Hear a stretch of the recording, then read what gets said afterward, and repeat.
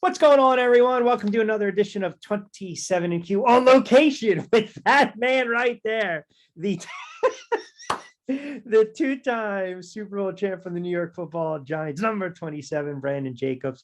Here, I'm baby. Rich Quinones. The big man is on the loose. What's going on, brother? Oh man, Rich, just man, staying out the way, man. One of the most aggravating things is moving, man. Moving sucks. So we're in the process of moving. Right now, of course, the boys started at a new school. So we just trying to get going with everything, man. And you got the playoffs coming up. You got my Giants going, to Minnesota to play a team I think we can beat. I'm happy, man. I'm a happy man. I'm good. Oh, and I've just gotten the opportunity to work on ESPN the radio. So just got that contract signed today for the next year. So I'm really looking forward to that. So yeah, man, like it's going down. There you go, man. Congratulations. I'm extremely happy and proud of you. Do not forget the little people, but that's going to be awesome, man. Man, never in life. I think it's going to be awesome, man. I think it'll be perfect. I'm so happy for you. And hopefully we can keep this rolling in some capacity, but that's awesome news. You got the move. You got the Giants on the road in the playoffs. We got a lot of stuff to dive into. All right, let's start, as we say, the good, the bad, the ugly. We'll get to the Giants in a little bit, but a couple storylines this week. One of them came down with the Houston Texans firing Lovie Smith. So this will make the second year in a row, second year in a row, they fire head coach after one season. They did it with Culley last year, who was 4-13, I believe. And then Lovie Smith this year, 3-13-1. His parting gift was basically, let's go for two against Indianapolis. So the Texans don't get the top overall draft pick. His former team, Chicago, gets the number one draft pick. And I don't know, man. In the way I look at this, I think it's kind of Bush League, because if you're going to hire him just to appease the NFL and the Rooney Rule, I feel as though this is it's like taking away the spirit of why they have the Rooney Rule, and they figure, all right, we know it's a rebuilding year, so they have to make somebody the fall guy, and that's what they did with Lovie Smith. But I'm curious to get your take on that. Well, people had always been saying, that the NFL don't hire black coaches, black head coaches. And the NFL don't hire black head coaches. A black coach never get a chance, blah, blah, blah. So, if you ask me, it was more like, them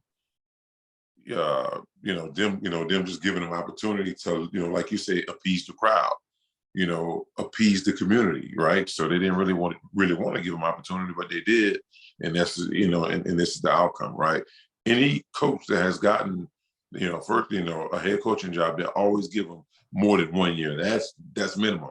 You get more than 1 year. You never go back and fire a guy after 1 year. So, I mean, I don't know. I wonder, like, who's the next black guy that's going to get a black coach that's going to get hired and fired, right? So that's what people, so that's why I think they did it a little bit. So let me play devil's advocate with that for a second. There are extreme cases where you're going to get rid of a guy after a year. But my point is, like, look what Hackett, you just had to. He can't coach. Lovie Smith, he's not an all-time great coach, but the guy can coach. The point is I pulled these numbers up, B. So if you go back, beginning of 2022 season, Smith was just one of 6 minority head coaches in the NFL. 70% of the players are black. You got Todd Bowles, and you have Mike Tomlin now, okay? Mike McDaniel was biracial. Ron Rivera is Latin. Robert Saleh is Lebanese-American. You go back to 1989 with Art Shell, the first black head coach in modern history. There have been 191 people hired as head coaches since then. 24 have been black. So you got a GM now and an ownership group with the Texans, and a GM who shouldn't have a job because he's looking for his third head coach in 3 years. This playing in the NFL for close to a decade at a high level and winning championships. There's no way a GM lasts. So my problem with all this is, if going in that it's going to be a rebuild, and we talked about this, there's only 32 of these jobs in the NFL. I can't fault Lovie Smith for wanting to be hired to be a head coach and get back out there, so to speak.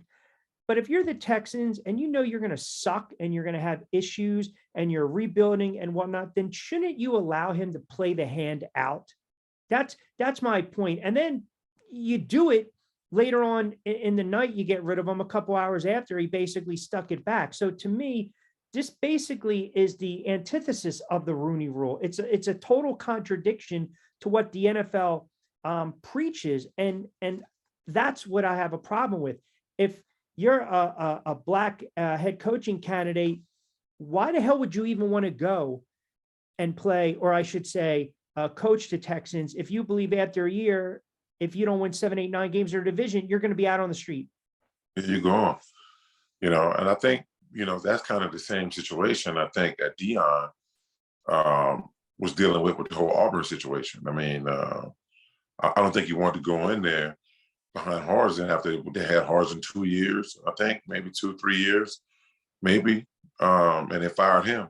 So I think, when they fired him, Dion was like, heck no, I'm not coming in that. I mean, just to not have a chance to do nothing and build nothing, fire you like that. So, I think that's what it was there. So, yeah, you got to give a guy an opportunity, though. I mean, I don't understand bringing the guy in there, paying him to come win games, and then you get rid of him after 1 year, after he's just going in there basically playing with the team that another coach just had. He don't have a chance to go and rebuild and go to free agency and get what he want to get, and and do what he need to do with his team. Does the NFL have a problem when it comes to the hiring of black coaches, or a problem with black coaches, or is it different ownerships groups of different franchises, or is that a myth? I would say different franchises. I'll say that. I don't think it's the NFL in whole, because we have had black coaches, and if it was the NFL in the whole, we wouldn't have had any. So I just think it's more of a franchise, kind of thing. Like, they've never had one. They're never going to get one. When I was with the Giants, we had brought in Ryan Perrilloux. We had Anthony Wright. Those guys, I think Anthony Wright was backing up Eli that 1 year.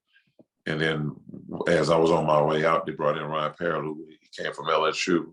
He didn't do much, but, those were just to name the two guys who I know as far as the Giants, as far as the quarterbacking situation going there. But going back to the head coach, we've had other black coaches for the Giants, but I've never seen a black head coach for the New York Giants. No, never. No. Yeah. And there are some franchises I just haven't gone that route for whatever it is. If you're a player though, are you kind of like, I don't know, man, this is kind of how they're, this is kind of what they did with the coaches over the last year. I mean, is there something in the back of your mind saying this wouldn't be a good fit for me? Mm-hmm. See, sometimes, I'll loop, I link the head coaches and the black quarterbacks, with some franchises. It's like the same thing, man. I don't know if it's just sit and talk about not giving a guy opportunity to come be a head coach in your franchise. I don't know, like you say, look at it and say it's not going to be a good fit. I don't know what drives the owners and these franchises to hire these coaches or not to hire the coaches. I don't know what it is. I don't want to say it's a whole racial thing, because it's sure. Black people running all up and down, doing everything. They got black coaches on the staff. You know what I'm saying? There's black coaches on the staff, just at position coaches, maybe a coordinator here, but it's tons of black coaches just not in that top spot. So I don't know how they do that. Yeah. How they make it. You're stuck between a rock and a hard place, right? If you're D'Amico Ryans or Eric Bieniemy or Raheem Morris, you want to interview for the job, right? Because if you think about it, the Colts, Denver, the Texans, the Cardinals, Denver, Texans, Cardinals. I know I'm leaving another team out. I know there's another team there's going to be 5. Maybe Washington with Rivera. We don't know. I already mentioned Denver. So these jobs are far and few, man. A lot. Yeah. It hasn't been this bad in a while, man. Well, they shouldn't bring back Jeff Saturday. Denver got rid of Hackett. Texans just got rid of Lovie. The Panthers had Steve Wilkes. If they would have made the playoffs, they probably would have taken the interim tag off him. He's a very good head coach. And then the Cardinals, Kingsbury, we talked about the Cardinals and your guy, Kyler Murray, man, that's a cluster of a situation right now. So I don't know which one of those spots you'd want to be part of that franchise as a head coach. I don't know. I don't know what's appealing there. Bring up Kyler Murray. I say 2 years and he's going to play Major League Baseball. I say 2 years. I think you heard that on 27 and Q. Exactly. 2 years, he's gone. Yeah. You might be right, man. Did you see? Oh, I got to ask you this. So Lamar Jackson not playing this weekend, but he's tweeting, thanks for support, talking about, his injury, PCL grade 2, borderline strain 3. He's in good spirits, yada, yada, yada. The cynic in me says that he's hurt, but the cynic in me says he's also sending a message to the Ravens. You think? Yeah, I mean, you don't have to do that. I mean, you probably never ended any other season sending those like those type of tweets. I mean, I think I'm a big fan of Action Jackson, man. I'm like a real big fan. I honestly thought it was balls that he had to turn down the deal that they offered him and play his last year up on his deal and like on some real boss like shit, So I commend him for that, but I don't think it went the way it was supposed to go for the team for him to collect the type of coin that he was up to get. So I don't know what they offer him to stay in Baltimore, or if he knows they won't offer nothing, or does he feel confident enough that they will, or does he feel confident enough that he can go somewhere else right now after this season? I don't know. I have no idea, but I mean, I like the way he put it all on the line, and I'm pretty sure he's gonna get some good bread, from somewhere. You got to be available though. It'll be 9 games he's missed in 2 years, right? He's played in 16, one full season, and granted, the talent's there. I think I talked about this last week. I think a landing spot to keep an eye on would be Washington, right down 95. Would be what you got a different offense. He likes tight ends. We know that. You got a good ground game. You got some good wide receivers, a change of scenery. Just throwing it out there, man. Yeah, that would be a good fit because they don't have a for sure number. I mean, they like the guys don't have for sure number 1. I think the Jets would be a good fit for him as well. I don't think they're going to, as much as I thought they were going to give up on Zach Wilson, you almost get the sense they're not. But then if you do that, then you're basically coming out saying it was a horrible draft pick and he's a bust. Mm-hmm. Right? Flacco's going to be done. Yep. Top 5. Then they take him top, up there. Second overall pick. Yeah, I remember that. Yeah. I really remember that. But I do think, I mean, he's no Lamar Jackson, though. I mean, oh yeah, no doubt. But they've already missed him. Yeah, but do you think the league figures these types of quarterbacks out?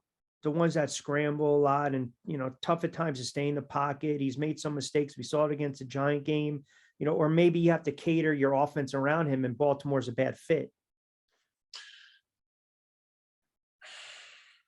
In order to be a defense that's able, to get a hold of a running quarterback and to kind of shut him down and contain him, you got to have really, really good DBs on the outside. Mm-hmm. Because there's no way you can go back and play a zone type coverage and still have enough to get after his ass, right? To keep him right. He's going to be way more athletic than these linebackers. That's just what it is. They got no chance in space. Now, a lot of these linebackers now are a little bit more fit than what they were then and can move around really good. But a running quarterback like Lamar Jackson, kind of marrying him with a linebacker, to me is hard to stop. Yeah. By the way, speaking of hard to stop, I should have started the show with this. I fell asleep after the first quarter on Monday night. Man, Georgia's going to be the national championship. They're going to be the national championship and winning for the next 4 or 5 years. Listen, I live in Georgia, Rich. I live here, man, and all of these kids, man, are UGA, like I hear them all talking about like UGA, this, that, and third. And I'm like, man, y'all better go ahead and go through this recruiting thing the right way. I get it. So wrong. They don't have a whole lot of convincing to do for a lot of kids I know. Yeah. Not at all. I'm like, holy shit, they're gonna get all of these kids. Did you watch the halftime, or I think it was either halftime or post game when David Pollock turned around? He literally snatched a soul out of Nick Saban.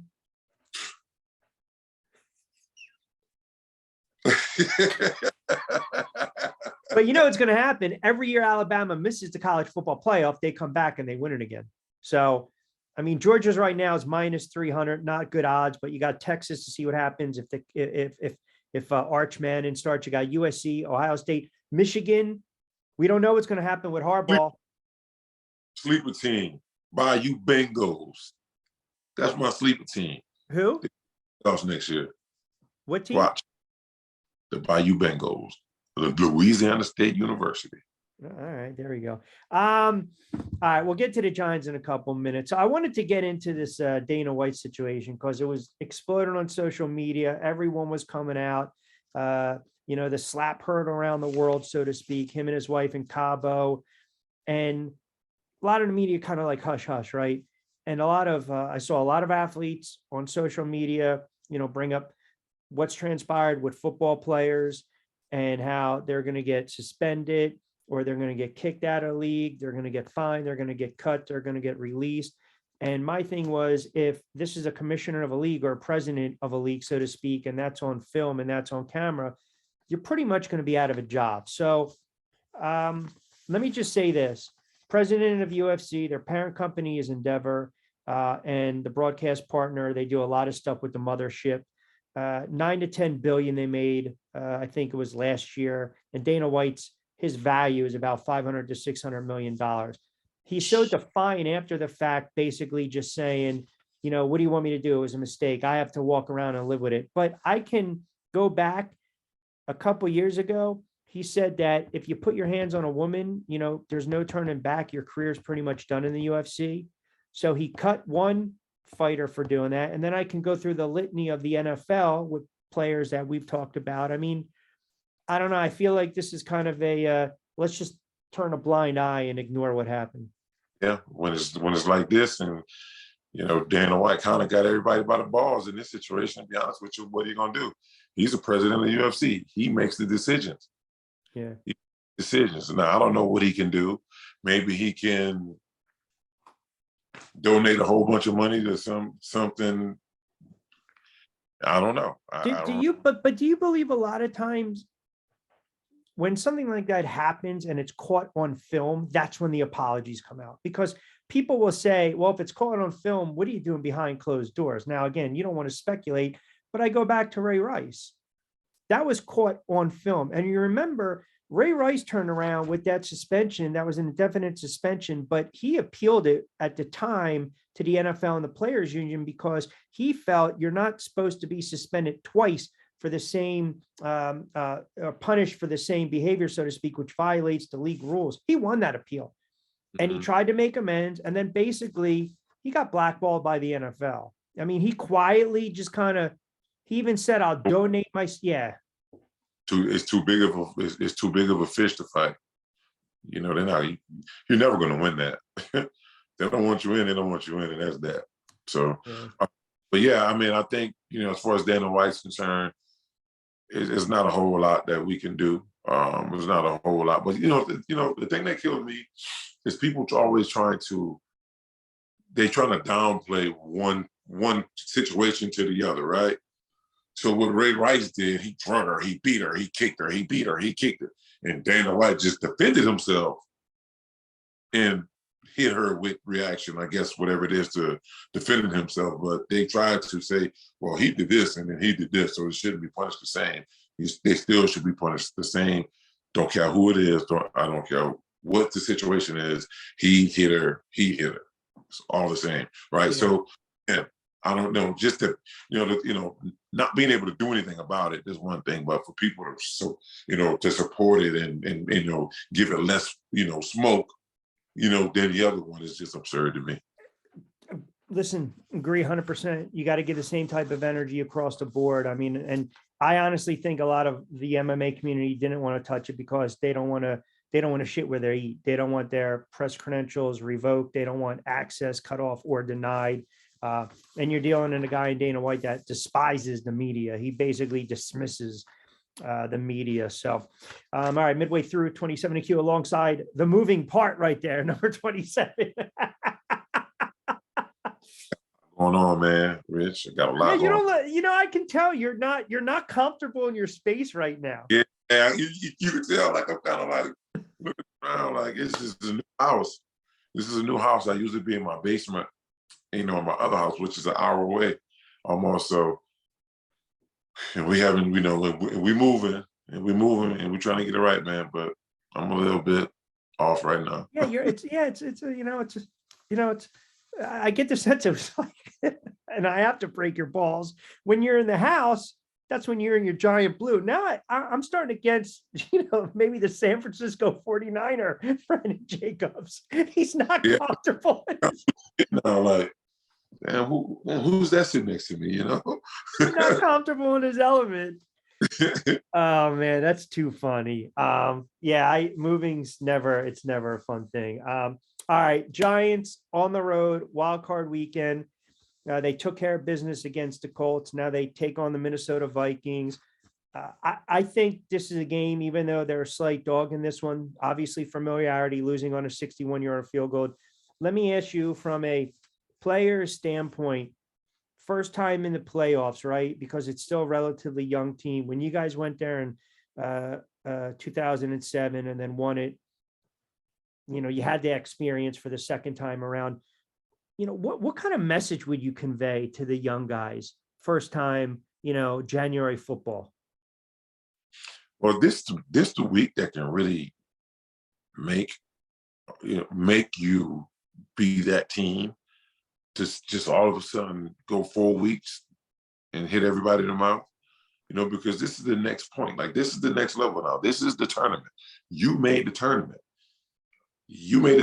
And here we are. And you have another opportunity while other teams are at home watching. The other players are going to Radio Row at the Super Bowl talking about the game and what it was like for them out there playing against one of the two teams who's ever in there. So, you got to go get it. This is the fresh chance. The season is 0-0. Nobody got a winning record. Everybody in there is equal. You got to get it. And that's just about it. I think the defense, I don't know if Adoree Jackson is going to be back, but they should be able to get to Cousins. I rewatched the game from Christmas and they got to him, man. And that offensive line is already leaking oil from Minnesota. But I think, I've heard all the, what, you don't like that expression? Leaking oil? Leaking oil. Yeah, I'm giving you good stuff for your new gig. You're going to be able to use a cup of coffee, leaking oil. Yeah. It's pretty good. Leaking oil. I got There's no residuals on this. I'm not going to charge you for it. With the Vikes though, Rich, that's the same team that kicked the 61-yard field goal to beat us. Yeah, but that's what I'm saying. They can go on the road and beat that team if they play mistake free. And I had Minnesota going to the Super Bowl. I might have to back off that just for a week. Captain Kirk, maybe he throws a couple picks, but we heard a lot of the former all-time great running backs this week. I want to hear your thoughts. Saquon, to me, it's got to be 25 to 30 carries in this game, does it not? Yeah, it has to be 25 to 30 carries in this game. No more than 30, though. No more than 30. There's going to be a lot at this time of year. You're playing against a team, a good team. Got a really good defensive front in the Vikings, but I just don't know if you want to send him up there like that more than 30 times. It's borderline. 30 is borderline too much at this time of year. Yeah. But what else you going to do? He is one of two playmakers that you have on offense. That's right. Quarterback. How about, I saw Galladay make a good catch the other day. You think we can get some out of Galladay in the playoffs, Rich? What do you think? So there's a part of me, and I've crushed him all season long. I killed him. I killed him. Killed him. I literally, I dug the hole, put the body, looked around a little bit, wanted to make sure no one was watching me, and I started to kick the dirt. That's what I did. Yeah.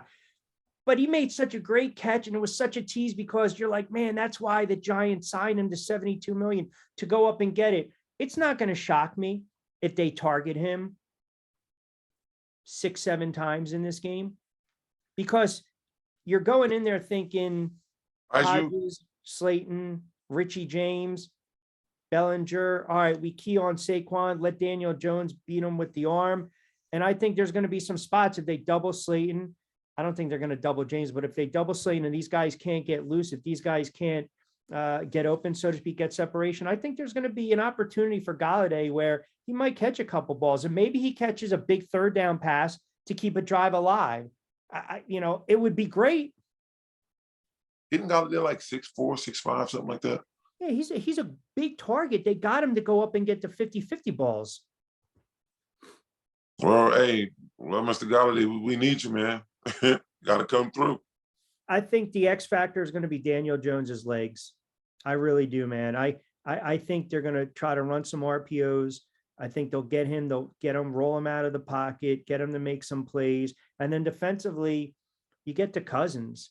My only concern is special teams, because when I watch that punter, he's so slow when he drops the ball. I get a little nervous. And, special teams, you saw 2011, right, against San Francisco, the kid Williams, 2 fumbles. Special teams can wreck seasons. Sucked. Yeah. He touched it. Hey, he touched it, and I think Devin jumped on it, and we kicked the field goal. That was the game. Yeah, and that worries me in tight games. I think it'll be a close game, but Saquon 25 plus, let Daniel Jones open up, take advantage of that secondary. And yeah, maybe Golladay makes a play or two. How about the other games?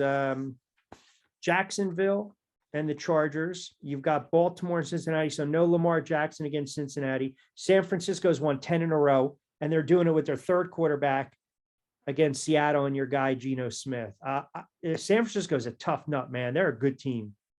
San Francisco to the Super Bowl to play against Buffalo. Well, yeah, you're not going to change your.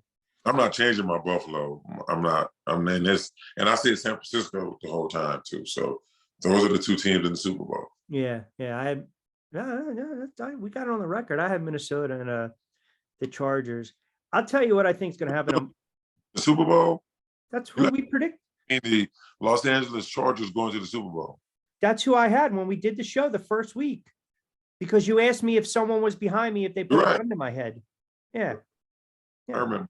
Yeah, you asked if I was okay, if I was going to be drug tested. Yeah. I thought you was absolutely out of your mind to make that decision, to make that pick. How about Dallas against Tampa Bay? I'm rooting for Tom Terrific. I don't know, man. Tom Brady in the playoffs. Can't count him out. He got a good football team, bitch. It's a good football team. You can't take that away. They had a bad year. The whole NFC South was terrible. Yeah. But they have a good football team. And I think I'm going with Tom Brady being dangerous in the playoffs with a 27-24 victory over the Cowboys. He's 7-0 lifetime against the Cowboys. And the Cowboys, Dak Prescott has not played well at all. I like Cincinnati. I do like Tampa Bay because Dallas always spits the bit. I got to stick with the Chargers. San Fran's way too good, man. I want to ask you this, and I know we got a couple more minutes. So Aaron Rodgers, I got crushed the other day because I did a short and I did a video on Aaron Rodgers. All-time great. We can agree. All-time great quarterback. But my argument is also he's an all-time great choker. He's not a clutch quarterback. And 1-4 in the NFC Championship. They won the Super Bowl 10. You guys played them in 11. They were 15-1. You blew them out in Green Bay. He's lost to San Fran twice, the Cardinals a couple times. Tampa Bay, it was all set up a couple years ago. Sunday to Sunday, wonderful regular season. When his career's done, to me, he might be the most underachieving all-time great quarterback, if that makes sense, because he's only been to the Super Bowl one time. They've been to the playoffs 9 times since that Super Bowl win, and they haven't even sniffed a Super Bowl appearance. So is that too harsh, too critical, or just right? I mean, people crucify LeBron James all the time for going to the finals as many times as he did, and yeah, but he went there. He went there. Yeah, well, now we're talking about playoffs. So I don't know. I mean, I like Aaron Rodgers, man. I do. I like Aaron Rodgers. I think he's a great quarterback. And yeah, you have no choice but to put him in the top. I mean, it's hard to make the playoffs as many times as they did, and he took it all the way. You know, they went to I think the farthest he's been outside of the Super Bowl is the divisional round. If I'm not mistaken. NFC Championship. He's 1-4 in NFC Championships. 1-4. Mm-hmm. So yeah. Oof. So my point is, if it's another quarterback, we're crushing this guy. We're crushing Peyton Manning Sunday to Sunday, great in regular season, right? You sure? Steady as, huh? Sure, it's 4 times. You've been in the NFC Championship game. It's 1-4 in NFC Championships. Yeah. Yeah, that's 5 NFC Championships. He's 1-4. He's won one of them. Well, I didn't think he went to that many. He's had horrible playoff losses. 2020 NFC title game, they got waxed by 17 against San Francisco. They were favored by 3 against Tampa. They lost in 2001. They lost to Atlanta in 2017. Remember that game? They were down 31-0 before you can blink. So again, my point is all-time great. But if these are other quarterbacks we're talking about, we are hammering these guys. Everyone talked about relaxed or winning a couple games in a row. How many people sat on TV and said, you don't want to see the Packers in the playoffs? Oh, you don't want to see Aaron Rodgers? Oh, no, we don't want to see that shit. And then where are they? They lost to the Lions, and no disrespect, he threw for less than 200 yards. They scored 16 points, and he threw a friggin' Brett Favre-like pick late in the game with 3:43 to go. Come on, man. Yeah. Brett Favre used to have some really bad picks like that. Like, where was he throwing the ball to? Yeah. Wow. Yeah, well, it just disappeared too, Rich. What's that? Brett Favre stuff has just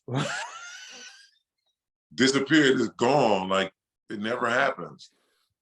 No, well, that's true. The irony is, if that was Rodgers' last pass in Lambeau, it was a pick. Brett Favre's last pass in Lambeau was a pick to Corey Webster. Wow, I mean, that's what I'm saying, man. To have those types of quarterbacks back-to-back Hall of Fame quarterbacks, and I don't know, man. I think if we're talking other quarterbacks, they're being ripped to shreds, man. They're being ripped to shreds. You can be great, but that doesn't necessarily mean, like, you can admit this. Eli was not the greatest quarterback Sunday to Sunday during the regular season. Steady, had big games here and there, but when the playoffs came about, you got to go 80 yards. You know, Rich, you think about it, though, man. Like I always say when it comes to Eli, right? You got to have a downfall somewhere. You can't be perfect. You can't be perfect. You can't go out there and throw a perfect. I mean, even Tom Brady got a boatload of Super Bowls. You're not going to always be perfect when it comes to something. You're going to make some bad decisions. Sure. And that's why football is as great as it is, man. Because it gives you an opportunity to deal with adversity, get knocked down and get back up and keep going. And they teach you a lot about yourself, and they teach you a lot about life too. But, you know, like Eli, like the guy, nobody's perfect, right? He made some mistakes. I made some mistakes. You know, with things that he had was a great supporting cast that when he made, like we encouraged him when things happen. He encouraged me when, when negativity happened. You know, and that's how you win games. Yeah. Start believing in one another, man, and that's how you get it done. Like really treat this guy that's going out there every Sunday, Thursday night, Monday night out there with you. You got to treat him like your brother, like your blood brother. You are going after it. You're going to defend him. He's going to defend you, and you're going to be brothers. You're going to win. and that's it. It's hard to let each other down like that. My teams were just like that. We didn't want to let each other down, but we also were disciplined by each other. You know, peer correction. Like, hey man, you got to get your shit together, man. Let's go, B. We need you. Come on now, you can't miss that blitz again. You got to get it. I got you. My bad. You know, like let's go. You know, so like that's how it is, man. Can Daniel Jones be that guy? Can he lead these guys in the trenches in the foxhole where they look him in the eye in the huddle and they say, all right, down 6, under 2 to go, 1 timeout, got to go 75. Let's go number 8. Kind of like you guys would be like, come on, let's go number 10. I don't know, but they say Eli never had that personality. They don't know the times I've been around Daniel and I talk to him. He's always a quiet guy. Seemed like he'll stand in the background and comes and let somebody else do the ranting and raving and talking to the team and stuff like that. And that's how Eli pretty much, he talked to us. He got in the huddle, he talked to us, and Eli was a true leader, but he just didn't do it by a lot of aggression. Yeah. If you want. But that see, was I think Jones has the Eli-ish makeup. Like, I think there's something in this kid where that Colt game, he got hit low sliding, got hit with the forearm, got hit with the elbow, came right back and was waiting for the same linebacker to make contact with him.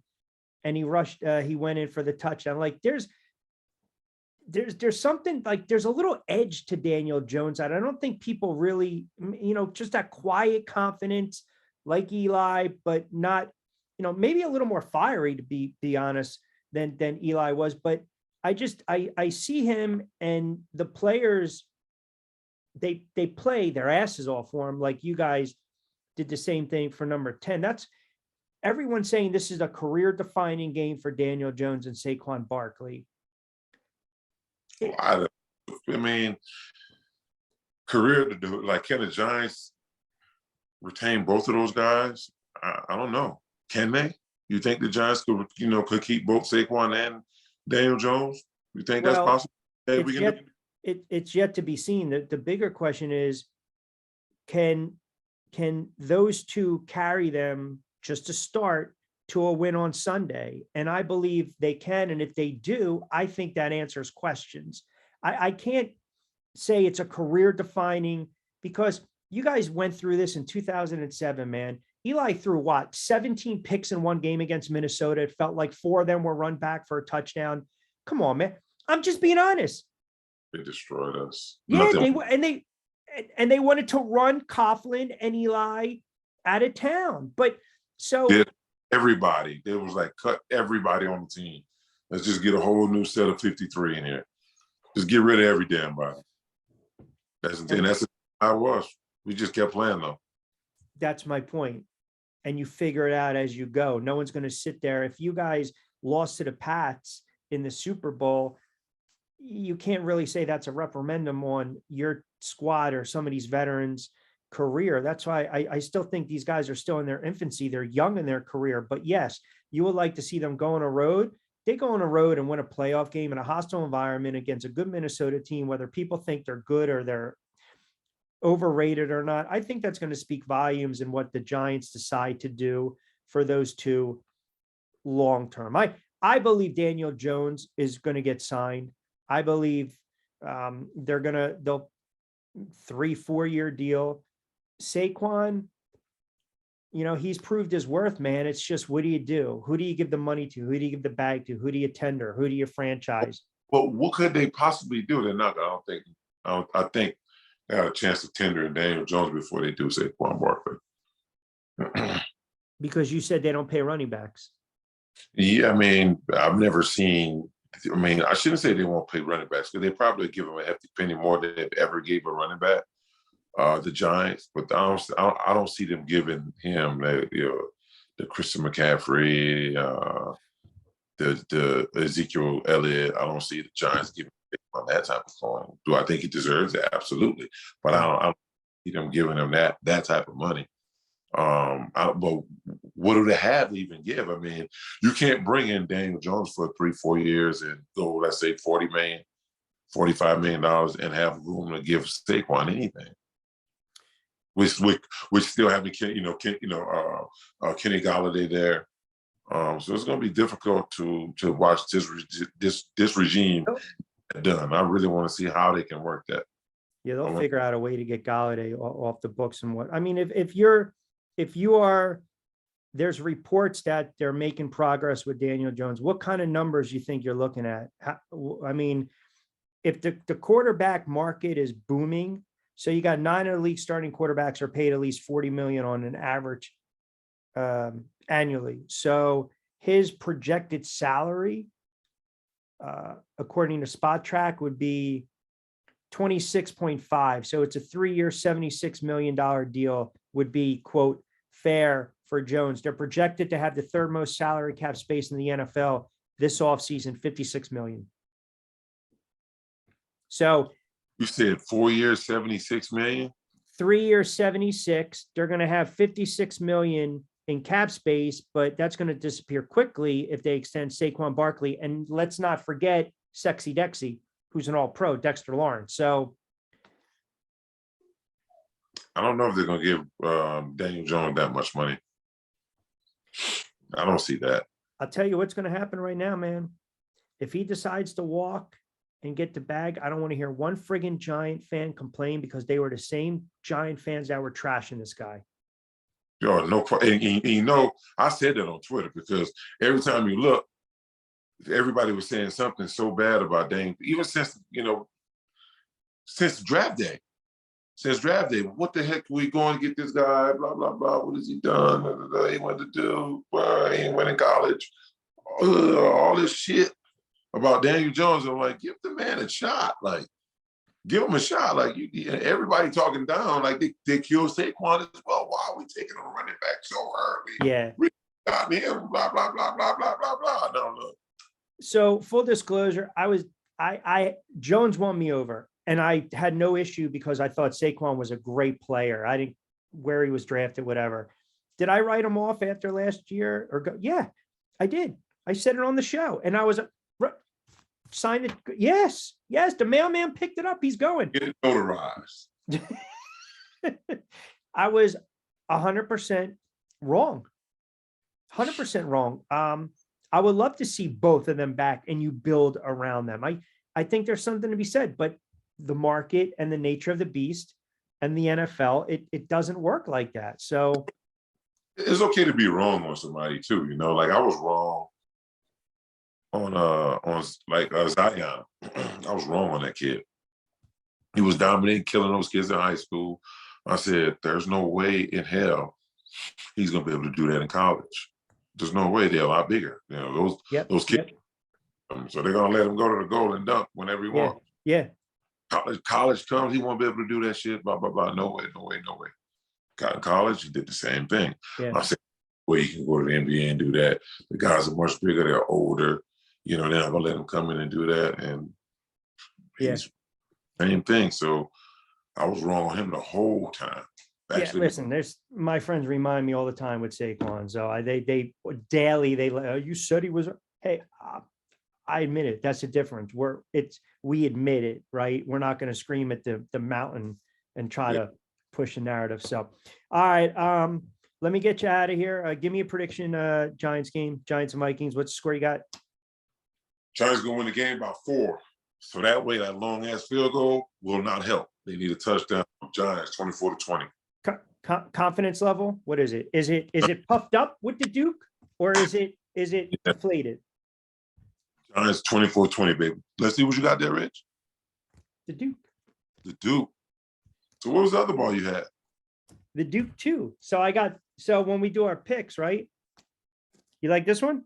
Yeah. That's like, that looks like the game ball. Yeah.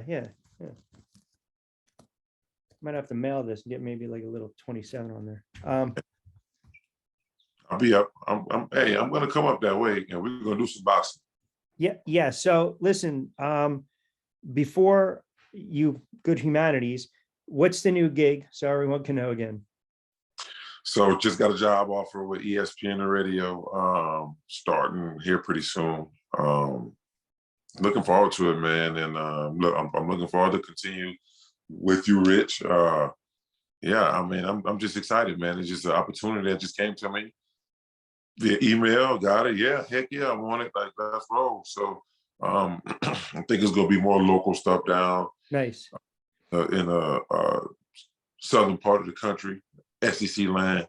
There you Uh, go. I'm really looking forward to it, man. I Good, can't wait. man. You deserve.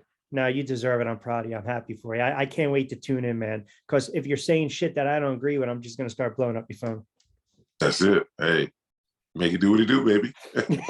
With that being said, tell the people what they need to know. Hello, everybody. Everybody, we here. We here. We here. Enjoy your weekend. Enjoy it.